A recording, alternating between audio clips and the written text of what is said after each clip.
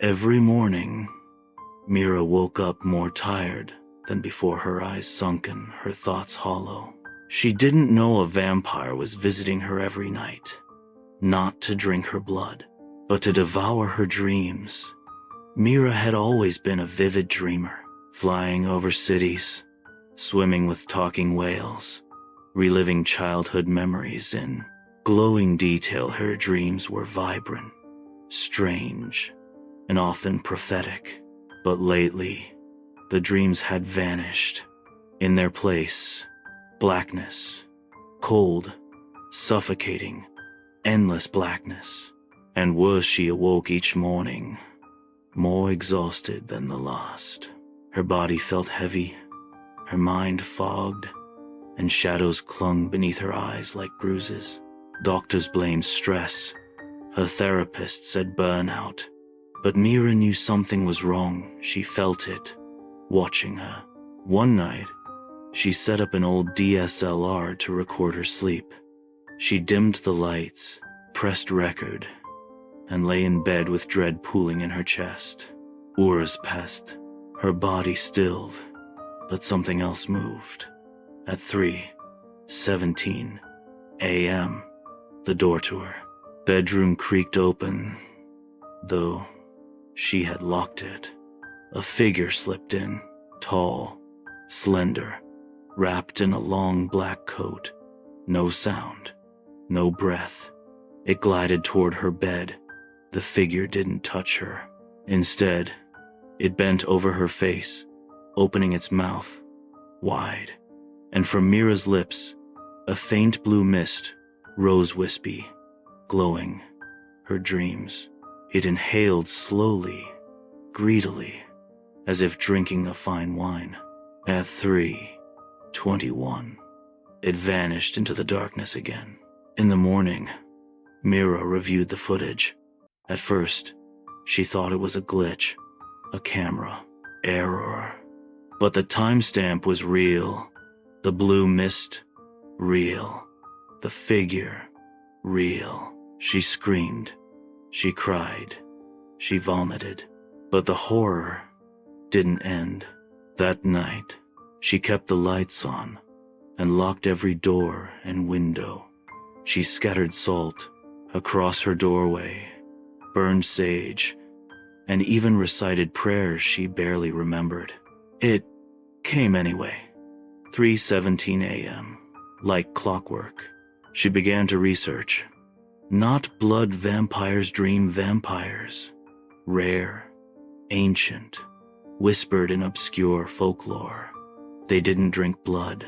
They fed on imagination, memories, hopes, and the emotional energy tied to dreams. Victims grew hollow, weaker. Eventually, they lost the will to live. Because without dreams, who are we? Mira dug deeper. In a forgotten Romanian myth, she found a name, Noctis, the Dream Eater. It didn't attack the body.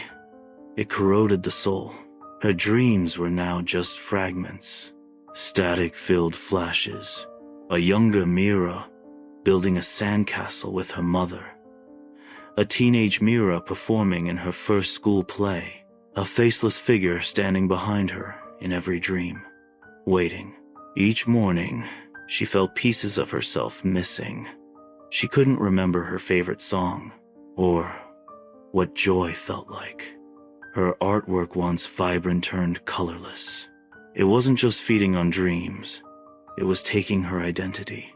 Desperate, she contacted an occultist named Elsie, a woman in her 70s, rumored to have fought a dream parasite decades ago.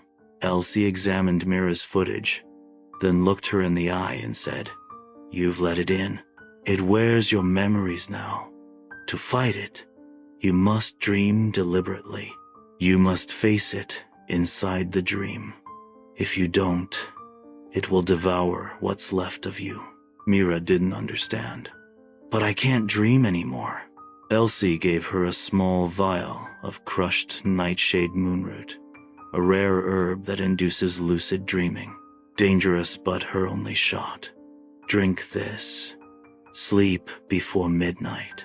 The moment it arrives, you'll know. That night, Mira drank the potion. Her body turned heavy. Her breathing slowed. The world around her dissolved. Then, she was standing in her childhood bedroom. Everything was glowing slightly, dreamlike. Footsteps behind her. She turned.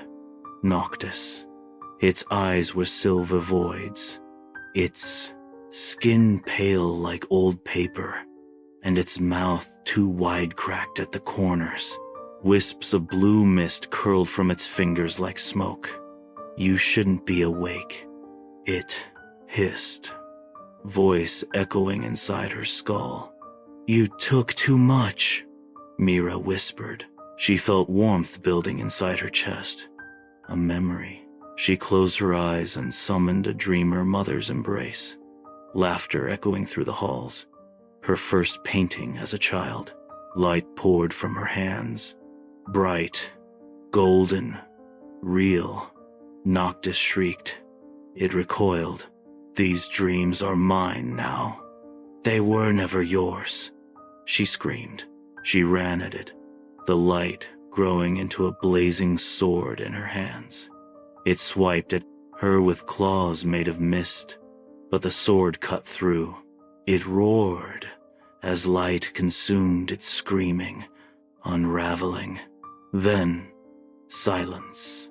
Mira jolted awake. It was 3:21 a.m.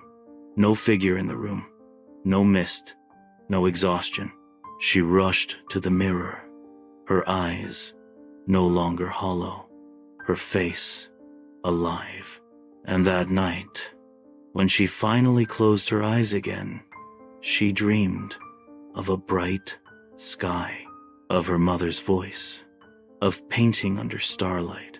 But somewhere, deep in the corner of that dream, a faint whisper remained. Dreamers always taste sweetest. The end